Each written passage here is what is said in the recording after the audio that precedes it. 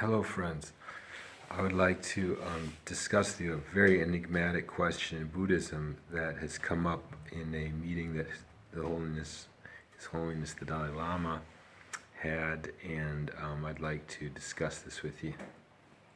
This morning, if there is no self, if there is no independent entity, then why are we here? What's the point of setting us up to grasp at something when there's nothing to grasp at? That seems to be our initial desire, is to find the self, but it's not there. So what are we doing here? So that question itself is very enigmatic question. So the question is, if we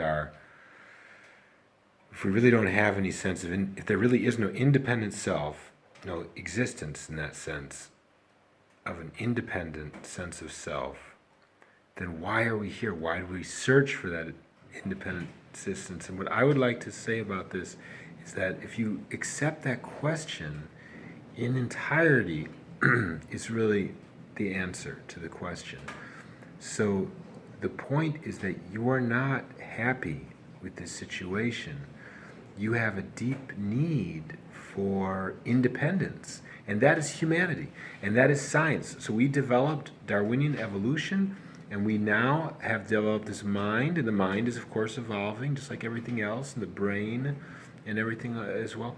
And then one of the things we developed is a deep desire for independence. And this is the whole point in Buddhism. They're saying, yes, you have that deep desire, and it's the cause of all suffering. So that is the first noble truth, is the truth of suffering. And when you say, but wait a minute, why am I here and I really want to have an independent sense of self? Who set this up?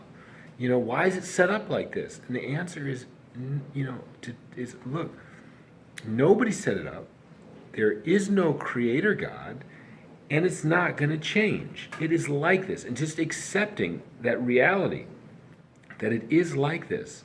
That if you look at the history of science, very smart people over the last 500 years, you'll see them again and again just demanding independence, independent Earth, independent solar system, independent something. And one of the things about independence is sort of a boundary, a border, a hard border. The beginning of last century, there was this idea physics has been exhausted. We've completely learned everything. So they want to just put an edge on it like that. The opposite idea, contrary to, I don't want to say opposite, but the contrary sort of idea that there's an infinite complexity in the universe. There's an infinite amount of space. There is no universe.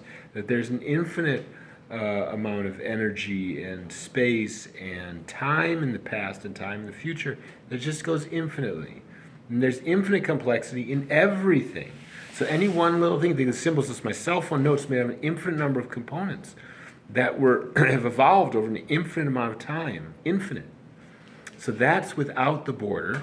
And what you can, with your human mind, what you can begin to entertain there is interdependence. And that's the third noble truth.